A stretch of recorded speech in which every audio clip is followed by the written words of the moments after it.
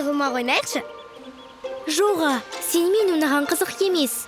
Сен тығыла алмайсың. Айтсам да, бұл жолы мені таппайтын боласыңдар. Балалар, тамақ ішеміз. Мам, біз ойынды жаңа бастадық қой. Жақсы, 5 минуттарың бар. Көз алдында жүріңдер. Жарайды. Менің тек соңынан ғана табар. Қайтып іздесе де. Көреміз әлі. Мен қолайтын болмайыншы. Кім тығылып үлгерген жоқ? Өзіне көрсін. Сұлу, қара, қандай алып кіріп? Қайда?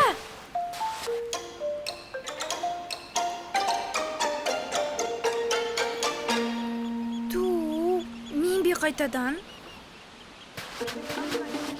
Қайда тығылсам екен? Көрініп тұрсам, жеңіске жетпеспін.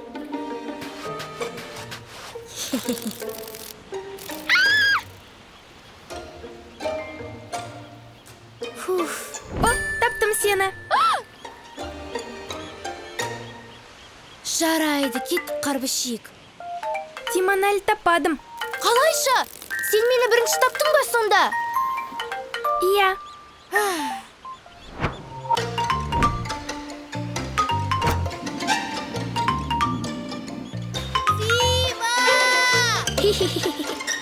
Сима!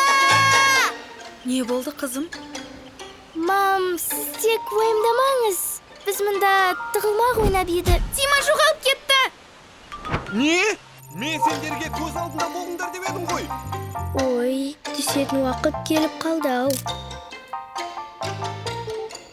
Қап, енді қалай түсемін? Қайтермін енді? Жаным, сұлу екеуің ана жерді қарап қайтыңдар. Лала, менімен жүр. Тиманы қазір табамыз. Тима! Оны соңғы рет қай жерден көріп едіңдер? Анау жерде сияқты. Жарайды онда, мен тамақ жеп алайын.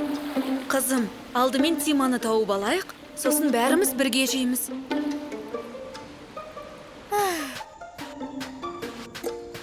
Тима, шықшы, менің қарным ашты. Тима, қайдасың? Ай!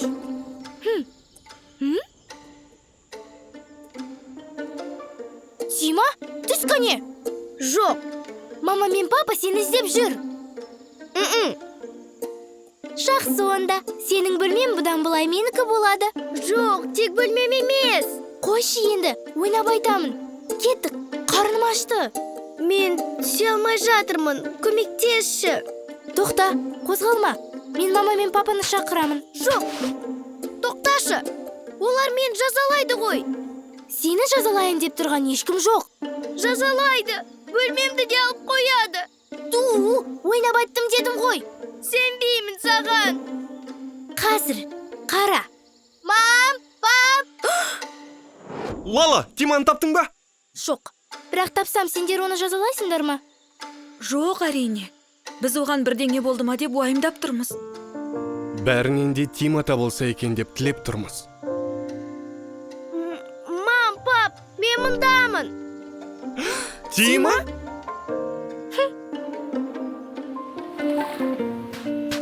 Қандай жағдай болмасын, біз саған көмекке келеміз, балам. Мам, менің бөлмемді ешкімге бермейсіңдер ғой, иә? Бермейміз, балам. Ең соңғы боп табады дедім ғой.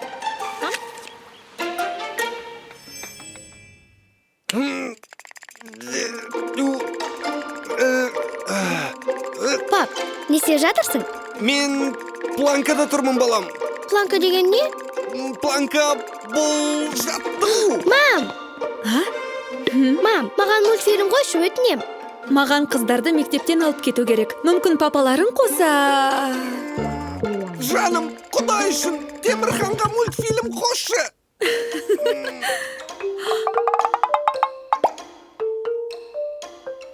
Тима, балам, анаңа көмектесіп ойыншықтарыңды жинай аласың ба? Мен қайтып келгенде міндетті түрде мультфильмдерді қосам. Келістік пе? Әрине, анашым, сен үшін бәрін жасаймын. Жарайсың, Темірхан. Саған әрдайым сенуге болады. Бастайық.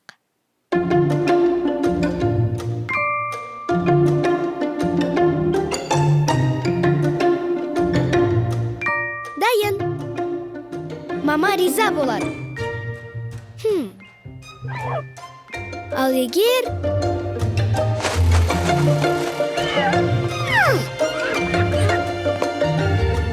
енді дайын болды. Фу. Ой, маманың неге сонша шаршайтынын енді түсіндім. Мам, сәлем інішім. Мама қайда? Сұлу қайда? Мама дүкенге кетті.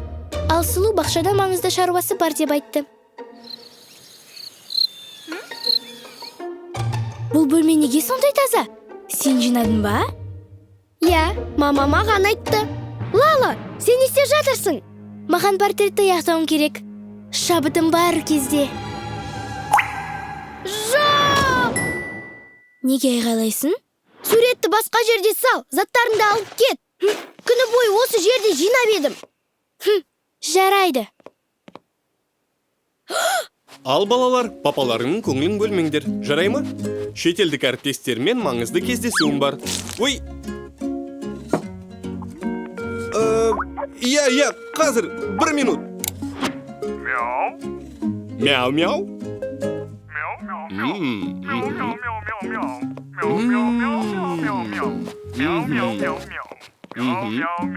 Мяу. Қалайсың, пап? Менің жинағаныма ешкіммен бермейді. Сұлу! О, Тима, саған Тирекс туралы оқып берейін бе? Сұлу, сен диванда мұждың! Мен... Маманың өтінішін неге ешкім ойламайды? Не? Кешірші. Мен күні бойы жинап жүрдім, басқалары болса қайтадан шашып жатыр, жетер енді!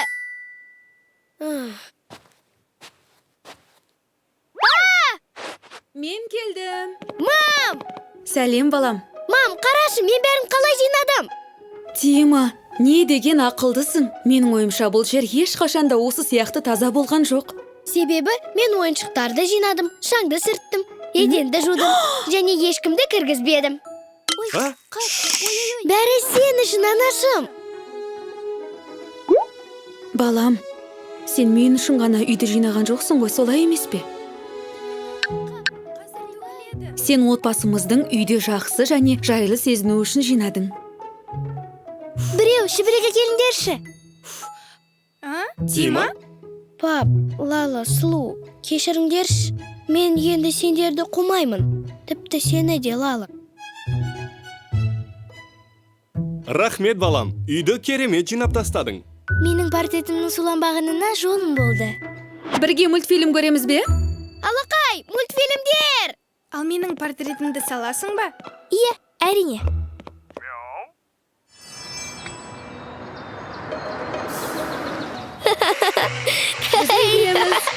Мам! Сәлем, балапандарым. Кәнеки, менің маңызды жаңалығым бар. Мен сурет сайысында бірінші орын алдым. Лала, мен сен үшін өте қуаныштымын. Рахмет, Сұлу. Сонымен, қараңдар маған не сыйлады. Вау! Жарайсың, Лала. Астарың дәмді болсын. Мен жоғарыда жұмыс жасай тұрам. Шуламаңдар, жарай ма? Жарайды, анашым. Ей, сен не істеп жатырсың?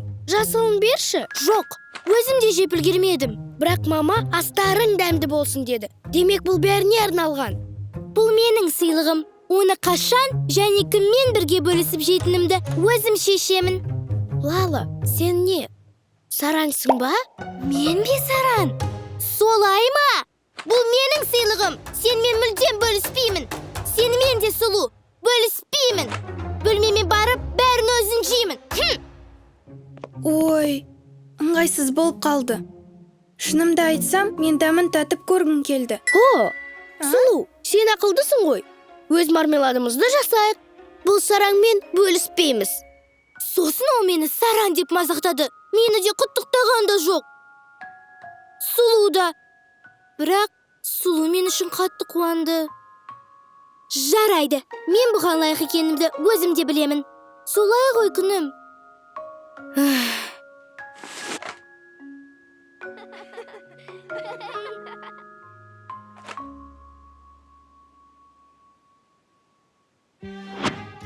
Енді желатинді жақсылап араластырыңыз. Енді жеуге бола ма? Әзірше болмайды. Біріншіден желатин қатып мармелад сияқты болу керек. Қазір арнайы ыдыстарға қойып алайық. Сұлу, сен сондай ақылдысың. Бізде мармелад көп болады. Дәл солай. Бірақ мамаға бірнешеуін қалдыру керек. О, папаға да бір табақ жасыл қалдырайық. Ол ұнатып қалар. Және алдағы ата-әжемізге де жібереміз. Олар қуанып қалар. Және де... Сұлу, бұл біздің мармелад. Бірақ Тима, сен сараң емессің ғой. Мен... Сұлу, өтінемін, кешірші мені. Мен бағана біреуге ашуланған болатынмын. Соның кесірінен байқамай сағандай қаладым. Сондықтан, міне, менің мармеладымды жеп көр. Жоқ, оған сенің мармеладың керек емес. Біз өзіміз жасап жатырмыз. Оны өзіміз жейміз. О, Тима, біздің мармеладымыздың түсі қандай болады? Жасыл болсыншы. Бірақ бізде жасыл бояу жоқ. Мүмкін жасыл түсті қалай шығаратынын біреу білетін шығар. Сондай біреу бар ма екен? Лала, сен суретті өте жақсы саласың ғой. Сары және көк түстерді араластыру керек. Сары, көк. Вау! Айтайын дегенім, күлгін жасауға болады ма? Қызыл және көк түсті араластыру керек. Осылай. Вау!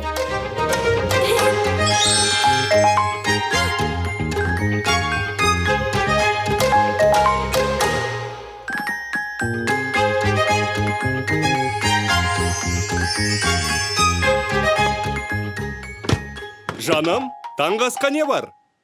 О, не деген көп мармелад?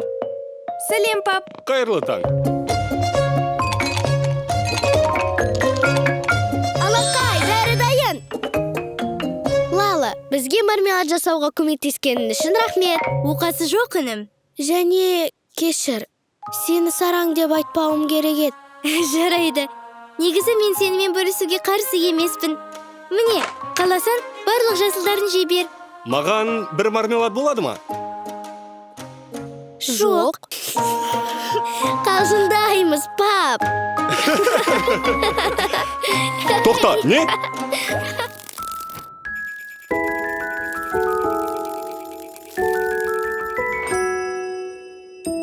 Қызыл қоңыз, қандай әдемісің? Бізбен бірге тұрғың келе ме? Келістік деп есептейік. Менде саған ыңғайлы орын бар.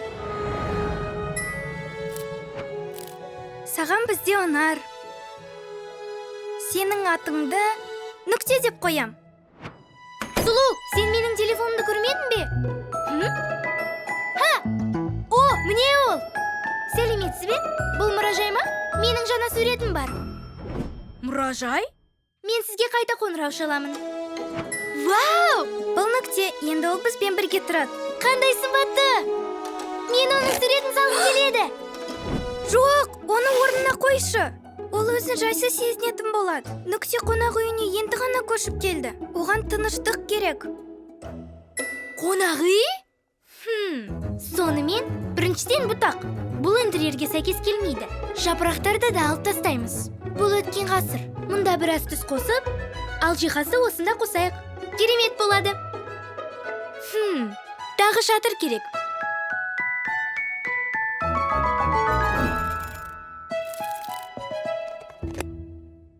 Сүйкімді.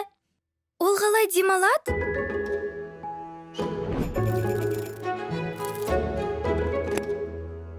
Мінекей, күшті боп қалды. Оған ол жерде ыңғайлы емес сияқты. Ал маған ұнайды. Мен өзімде осында үйде тұрғым келеді. О, қыздар, менің добымды көрмедіңдер ме? Сенің добыңды іздеуге уақытымыз жоқ, Тима. Біз бос емеспіз. Мен қазір портрет саламын. Немесе натюрморт. Мен әлі ойланып тұрмын. Шуламандаршы, өтінем. Ол қатты дыбыстан қорқады. Бізде қонақ па? Оған тез арада тамақ беру керек. Міне, бұл әлемдегі ең дәмді балдыр көк. Тима, сен оны езіп тастай жастадың. Джакузиді да бұзып жібердің. Кешіріңдер, мен қазір бәрін түзетем. Қызыл қоңыздар шөп жемейді. Олар кішкентай қоңыздармен қоректенеді. кешір нүкте, олар сені ренжіткісі келмеді. Қалайсың? Сонда сен далаға шыққың келе ме? Далаға? Оның жанында сәнді үй іші. Анам да аш қарынға қыдыруға болмайды дейді. Сұлу, маған нүктені берші, оның суретін салуым керек. Жоқ, нүкте екеуміз шай ішуге барамыз. Сұлу, қараңға болмай тұрғанда тезірек. Сұлу, ол шайды сүтпен, әкесіз ішеді. Сұлу, мен сені құтқарам.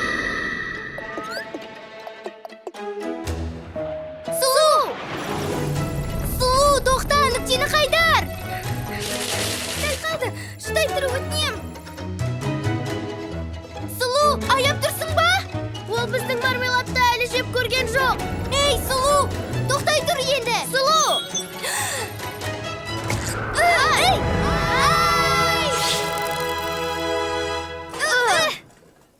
Жіберіп алдыңдар ма? Шай суыды ма? Ал, еске түсіріп сурет салуға тура келеді. Мен сені ешқашан ұмытпаймын. О, міне менің тобым.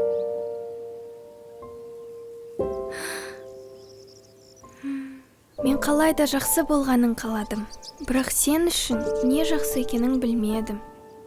Саған бақшада жақсырақ болады. Қонақ болғаныңа рахмет.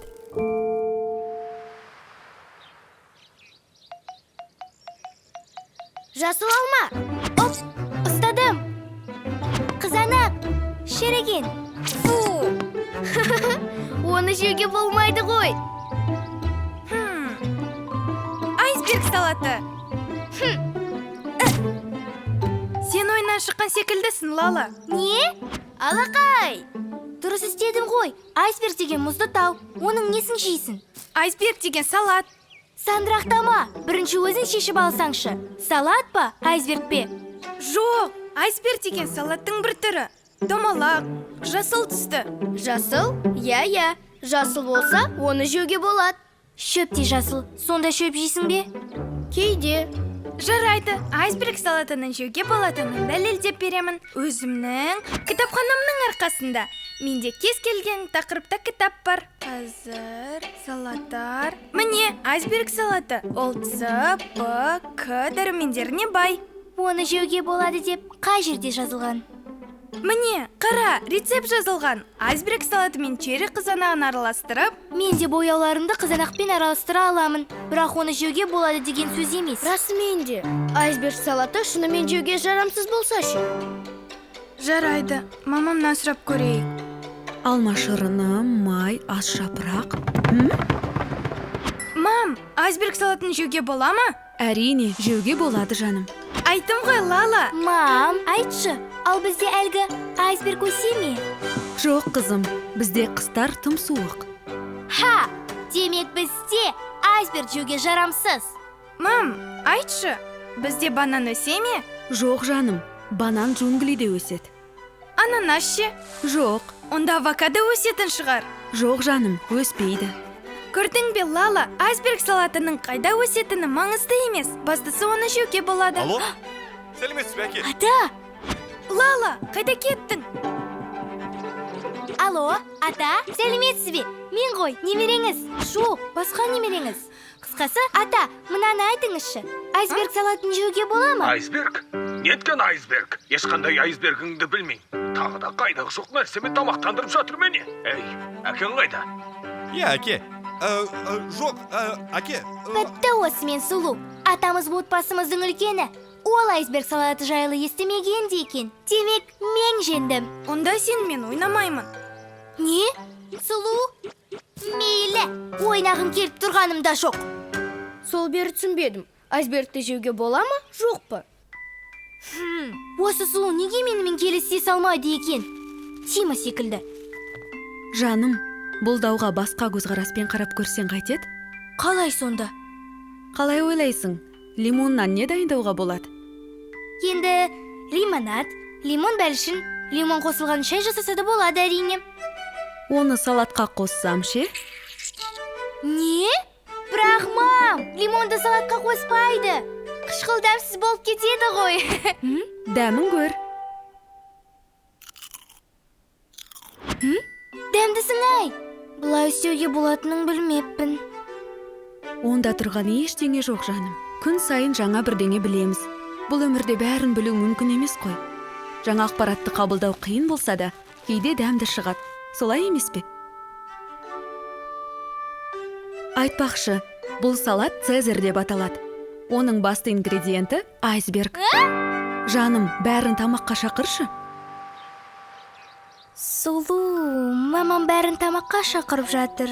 Ол салат жасады. Айсберг қосылған. Цезарь ма? Иә, өте дәмді. Айтып берші, салат неге айсберг деп аталады? Сол бойы түсінбедім. Себебі бұрын оны мысалға жәшіктерде сақтайтын. Рас па? Рас болғанда қандай? Айтпақшы қызық мәлімет. Айсберг салатын солтүстік Америкада, Калифорнияда өсіріп шығарған. Шамамен 100 жыл бұрын. Ал қазір оны жылыжайларда. Сұлу, қайдасың? Тима? Тима, Сұлуды көрмедің бе? Іздемеген жерім жоқ. Жоқ, жаңа кемемді көрдің бе? Әдемі. Оны суға түсіруге апара жатырмын. Жарайды, Сұлуды көрсең іздеп жүргенімді айта сал. Жарайды. Теңіз арыстаны кемесінің командасы. Дайындалыңдар. Қазір су.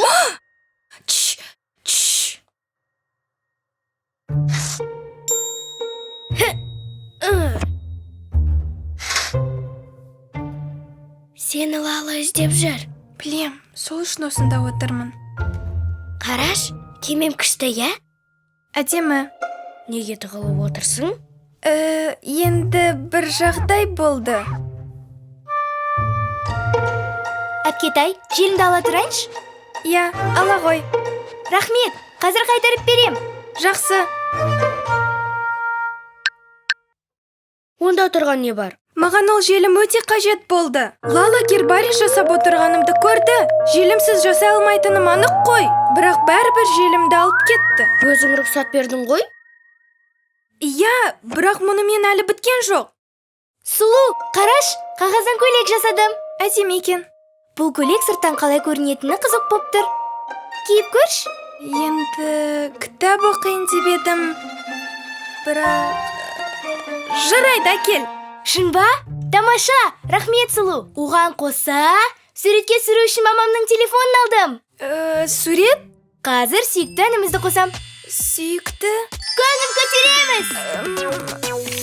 Қане, әпкетай, әдемі майысып тұра қал. Күшті жарасып тұр. Күлімдеуді ұмытпа. Сүйкімді. Көңіл көтеріп жатқандай тұра аласың ба? Қап, жетпеген осиет. Бұл өзі қалай болды? Лала, кешірші, өтінем. Әдейі істеген жоқпын. Кешір. Қойш, Сұлу, түк етпейді. Шын ба? Әрине. Қазырақ жөндейміз. Мәсіған, онда... желімді алып келейін. Аха, мен суреттер қалай шыққанын көрейін. Лала сені сол үшін іздеп жүр екен ғой. Сен қашып кеттің. Мен суретке мүлде түскім келмеген. Енді Лалаға неге айтпадың? Айтсам, ренжіп қалады. Оған бәрін айтып беруің керек. Өзің айтпасаң, не сезіп тұрғаныңды Лала ешқашан білмейді. Кемем суға түскім келмейді десе, оны ешқашан суға салмас едім. Солай дұрыс болады.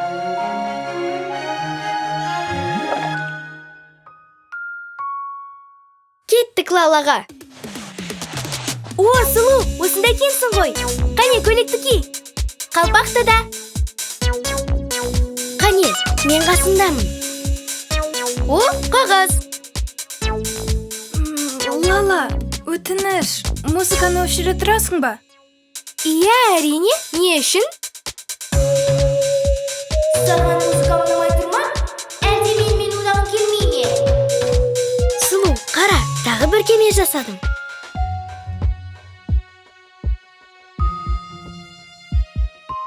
Маған мұндай музыка ұнамайды. Дауысы тым қатты. Көйлек киіп, суретке түскенде ұнамайды. Ұяламын. Ұнамаған нәрсемді жасаған да ұнамай. Кешір. Жарайды.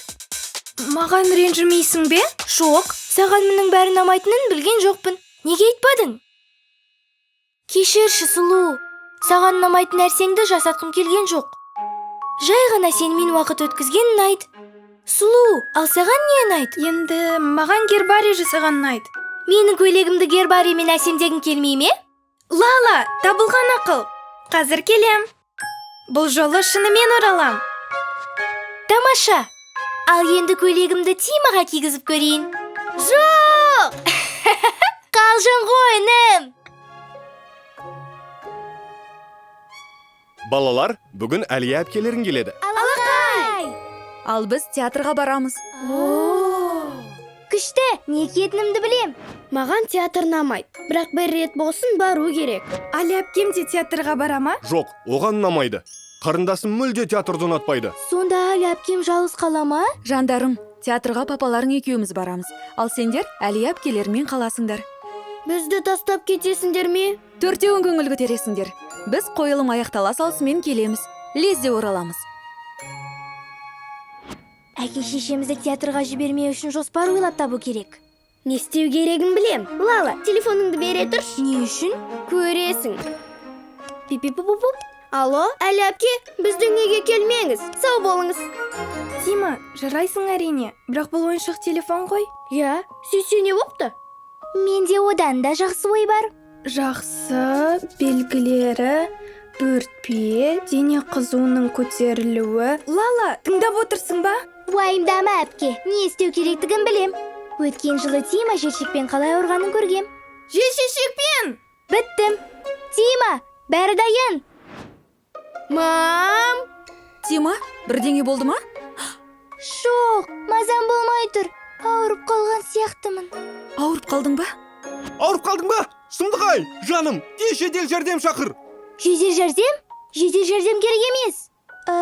Маған жай ғана ата-анамның махаббаты керек. О, жаным. Уайымдама Лалагүл, бәрі жақсы болады. Расымен де, неткен тосыннан шығатын қауіпті ауру. Мам, бұл желшек сияқты. Сұш келейін. Сұмдық-ай. Соны айтам. Ауырып қалған себебім ата-анам кетіп барады мәңгіге. Ал керек болса, бұл ауыр сырқат екен. Шұғыл көңіл көтеретін көмек керек. Міне, ғажап сауығу. Шынымен де ғажайып. Алақай. Темірхан, әпкең мұңайып қалмасын. Қадағалап жүр.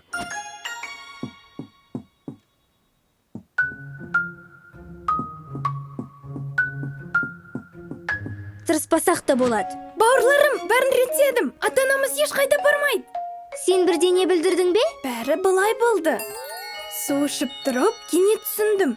Папама жұмыс істеу керек болса, олар үйде қалады.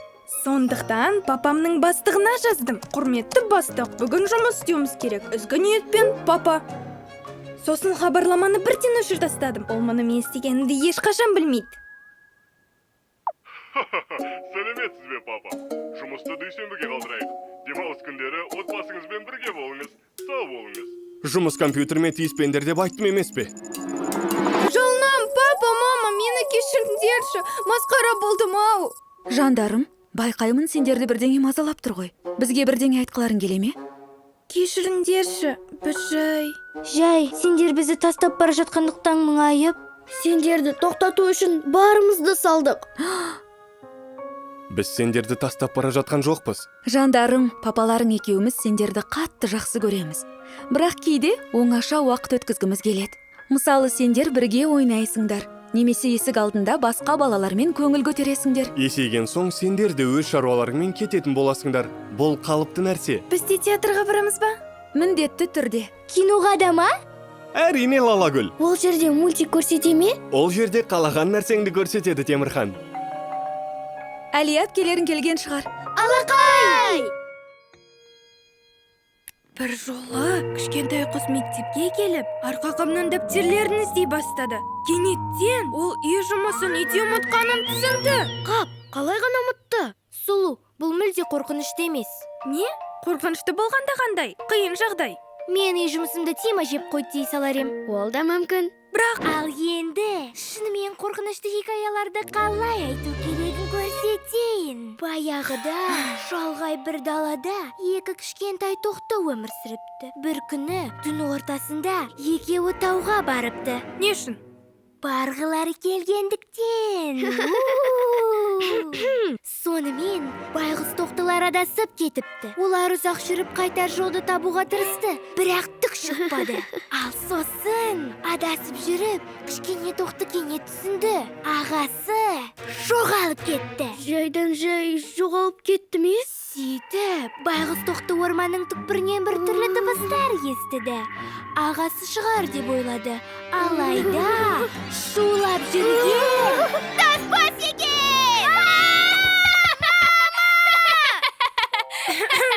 Не? Қорықпа балам, бәрі жақсы. Қайырлы түн. Жоқ, анашым, өшірмеші, өтінем. Мен кішкене кітап оқиын. Жарайды жаным, бірақ ұзақ оқыма. Ауа райы бұзылып кетті. Кино көрсек қалай? Көрейік. Бірақ қорқынышты кино емес. Ой, соңғы кезде дұрыс істемей жүр. Ертең қоссақ ше, балалар енді жатты. Жаным, оларды айғайласаң да оята алмайсың. Әсіресе Темірханды.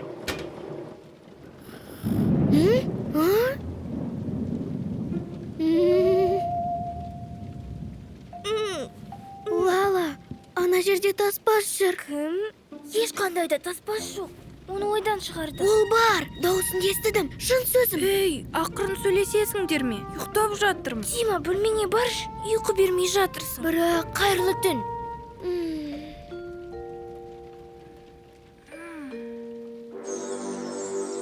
Қорқынышты кино көргің келмеген еді ғой.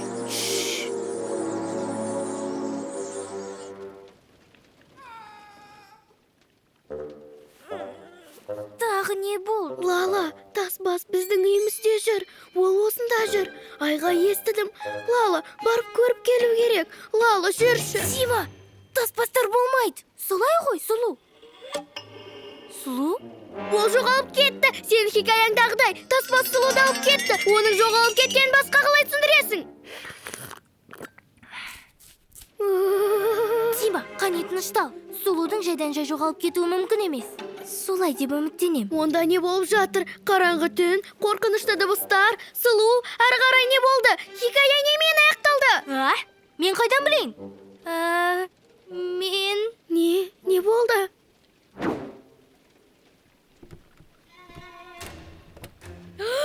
Лала, бұл таспас, ол бізді алып кетуге келді.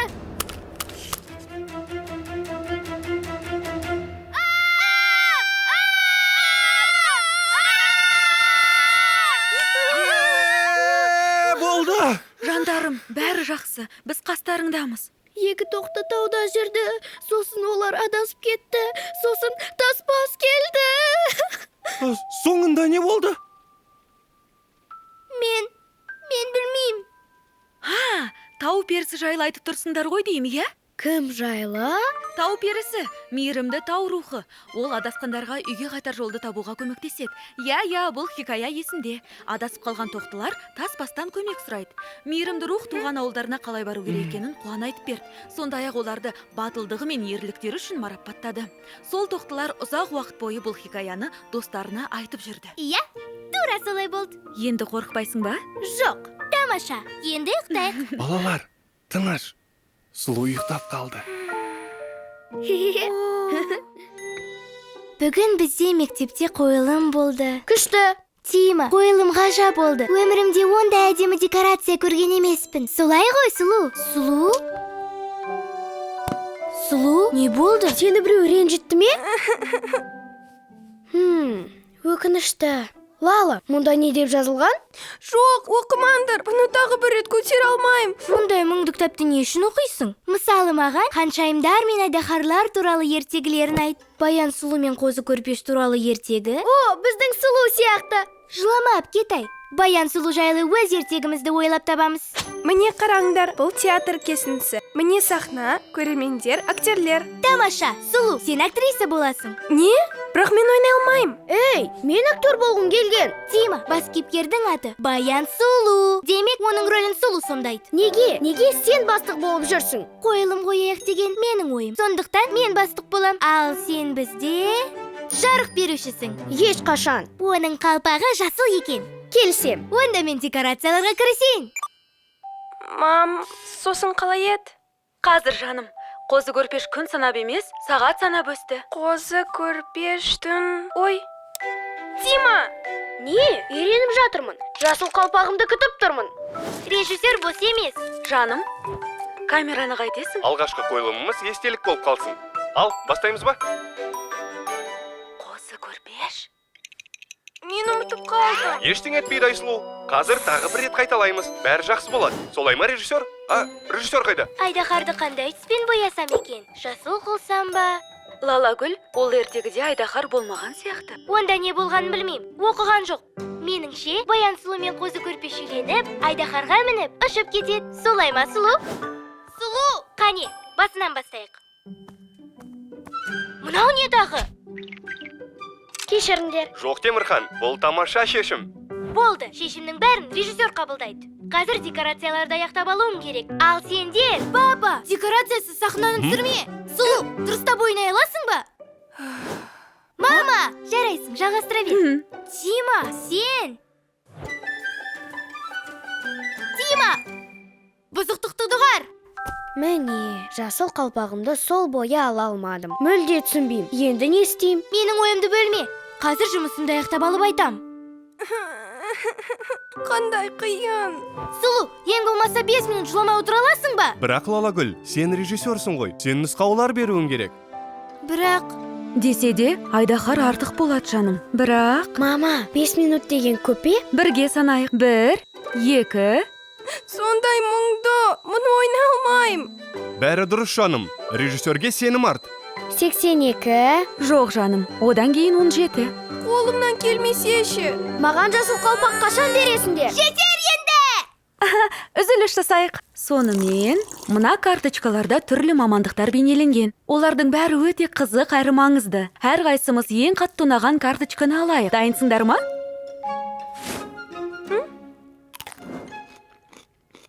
Бірақ мен біреуін таңдай алмайым. Жаным, өзіңе қайсысы көбірек ұнайды? Мен ғажап қойылым шыққанын қалаймын.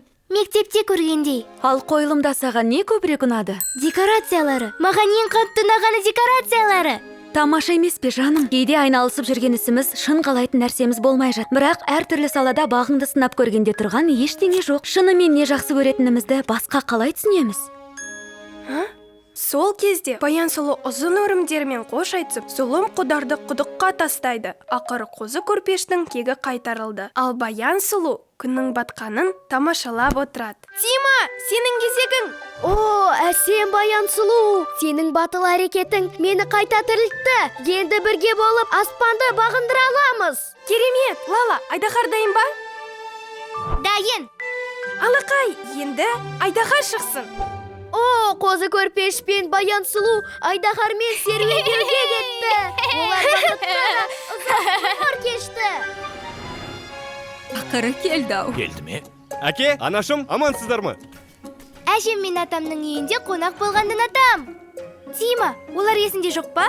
Уайымдама, бауырым, олар күшті кісілер. Әжем аздап ұрымшыл, бірақ әлемдегі ең тәтті бауырсақ пісіреді. Ал атам керемет хикаялар ойлап табады. Сұлу үнемі сеніп қалады. Бұл жолы сенбейм, жақсылап дайындалдым. Енді атам мені алдай алмай. Жаным ау, мынаның бәрін оқу үшін бір жазда жетпейді ғой. Көріспегелі көп болды. Әке? Бізге сирек келетін болдың ғой, балам. Із-түзсіз кеткеніңе 10 жыл болды. Өткен аптада ғана азық түлік әкеп едім ғой.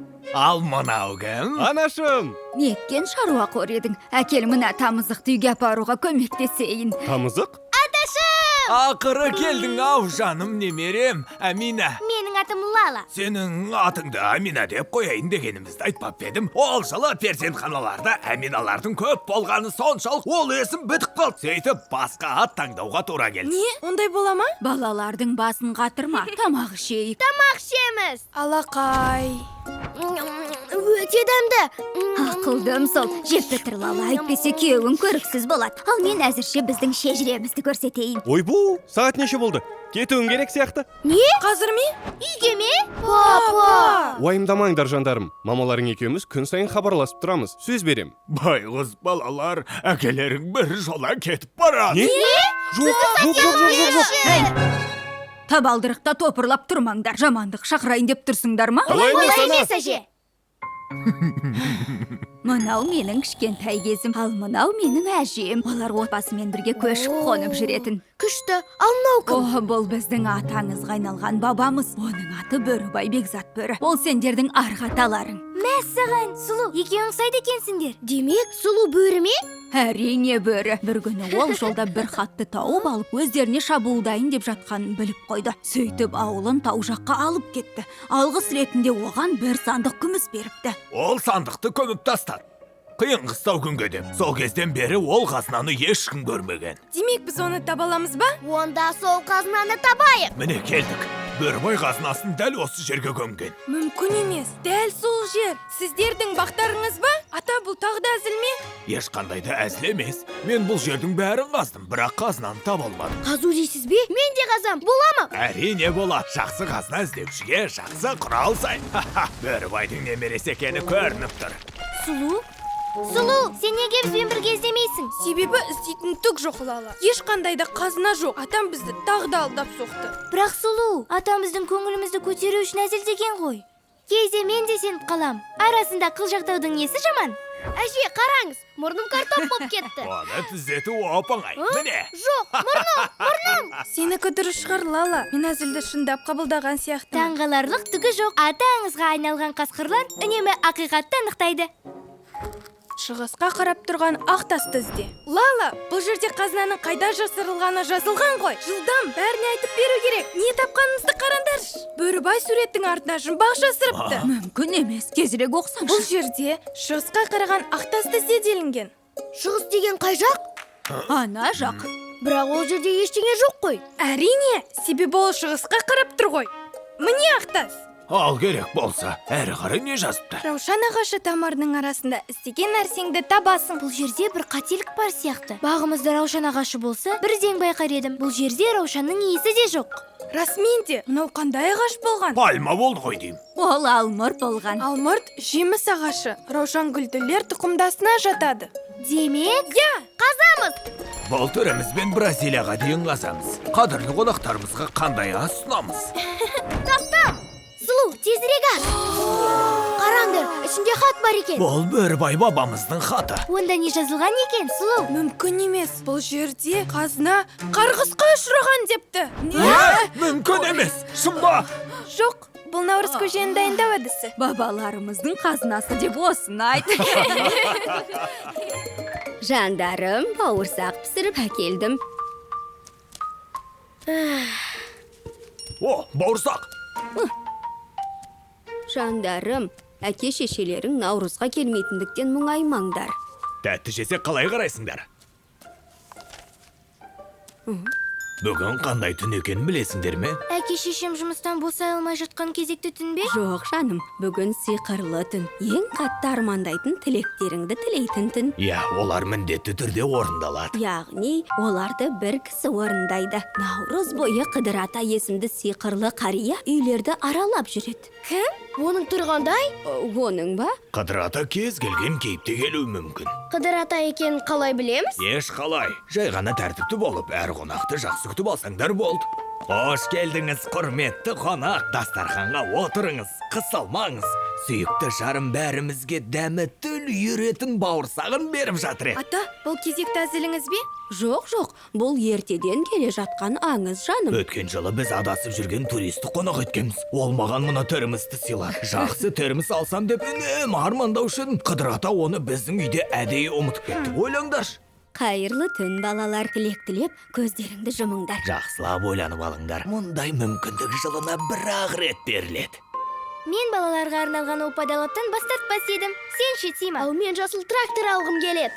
Жоқ, жасыл жүк көлік. Жап-жасыл басқару пультімен. Әлбетте. Сұлу, ал сен қандай тілек тілейсің? Мен оны ертең ойлап көрермін. Қайырлы түн. Қыдыр ата, келдіңіз бе? Не болды? Ха?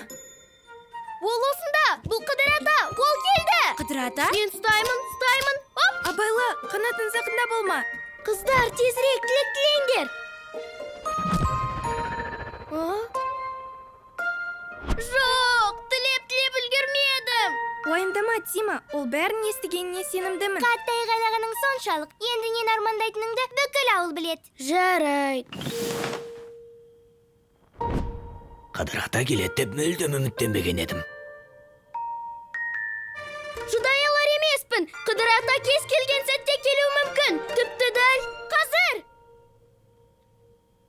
Тима, ұйықтайықшы. Қыдыр ата ойынын ертең ойнайық. Қыдыр ата демалып жатыр деп ойлаймын. Шынымды айтсам, мен де демалуға қарсы емеспін.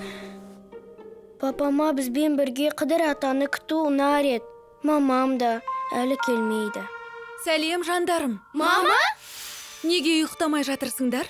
Бірақ мамам келе алмайым деп еді ғой. Бәлкім, бұл Қыдыр ата шығар. Қыдыр ана. Шынымен сол болса, оны жақсылап күтіп алуымыз керек. Төрлетіңіз, отырыңыз Қыдыр ана. Қыдыр, кім дейсіңдер? Сізге ең жұмсақ төсек дайындап қойдық. Рахмет, шынымен жұмсақ екен. О, әкеліңіз, мына қапты мен алайын. Ішінде заттар бар. Ол аман сау тұрады, сөз берем. Ал мен үнемі сөзімде тұрам. Айтпақшы, биыл мен өте тәртіпті болдым. Көп сурет салдым, әке-шешеме көмектестім, бауырыма да. Иә, Тима? Қыдыр ана, мен де тәртіпті болдым. Міне, мынау сізге. Дәмін көріңіз. Рахмет жаным. Оны қайдан? Қыдыр ана, одан да менің суымды алыңыз. О, менің көрпемді де. Міне, шәркемді алыңыз. Ұялмаңыз. Оны сәл ғана шайнадым. Рахмет балалар. Сондай сүйкімдісіңдер. Иә, біз барымызды салдық. Сыйлықтарымызды тезірек алғымыз келеді. Сыйлық? Қандай сыйлық? Не? Лала, ол бәрін естіді деп едің ғой? Сима, доғар. Әдепсіздік танытпа. Мен опадалап алғым келеді. Алмаған, жасыл жүк көлігі, жасыл басқару пульті мен. Саған ше, сұлу. Мен әке-шешеміздің Наурызға келгенін қалаймын. Расымен де. Бүгін келеміз деп уәде еткен, бірақ келе алмады. Мамама барғым кеп тұр. Тіпті жасыл жүк көлігінен де қатты. Кешіріңдерші балақайлар. Аналарың екеуміз көңілдеріңді түсіргіміз келген жоқ. Қыдыр әке? Жоқ жандарым. Уайымдатқанымыз үшін кешіріңдерші. Мама! Корпоративте сәл бөгеліп қалдық. Есесіне сыйлық алып келдік.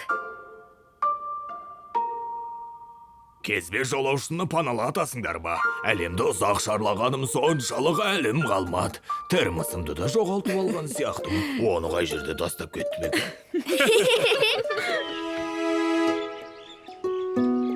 Бәріне қайырлы таң. Қайырлы таң, балалар. Охо, неткен үлкен қыз.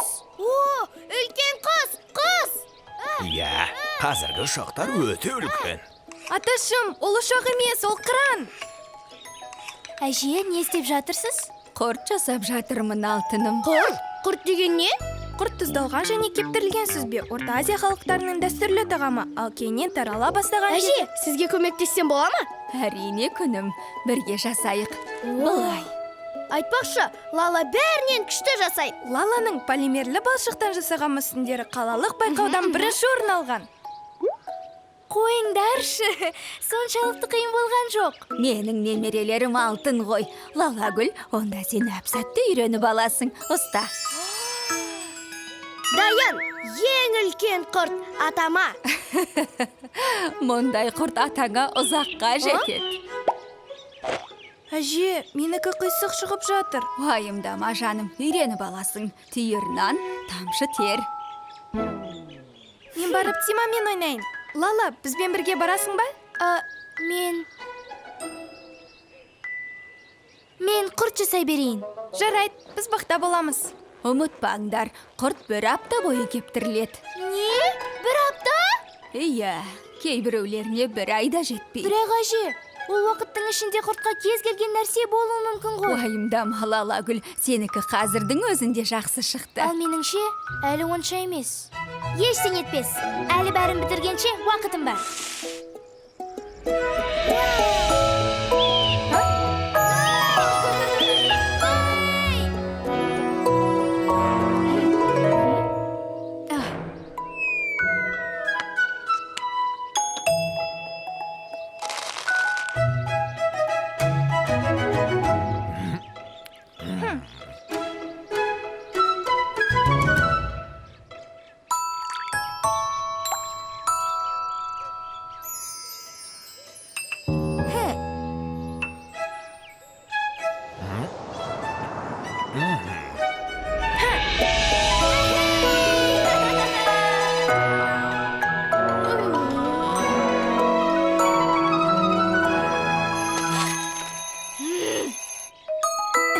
Дайын, қайсының дәмін бірінші көреміз? Менің құртымның дәмін көріңдерші. сонымен Ага. мынаны Тима жасады.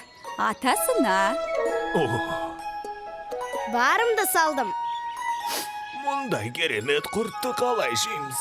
Әже, менің құртымның дәмін көріңізші. Әрине жаным, қане қалай шықты екен? Өте дәмді, бастысы сондай ерекше. Ал Лаланың құрты қайда? Оны қыран шоқып жеп қойған сияқты. Міне тұр ғой. Қайда, көрсетші. Неткен керемет. Бұл өмірімде көрген ең ғажап құрт. Лала, тіпті сүзбеден жауһар жасай аласың. Қойыңдаршы, өтірік мақтамаңдар. Әжемдікі сияқты мінсіз емес екенін білем. Ол кедір-бүдір, топ-томалақ та емес, дәмсіз. Оны қазір көреміз.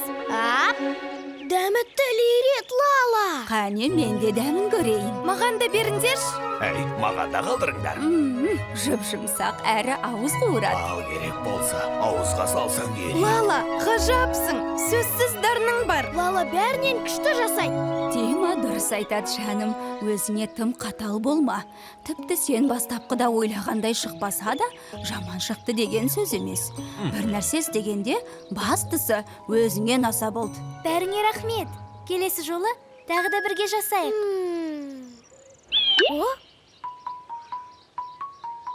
Әше, енді не істейміз? Әй Сумақай, немеремнің құртына тиісуші болма.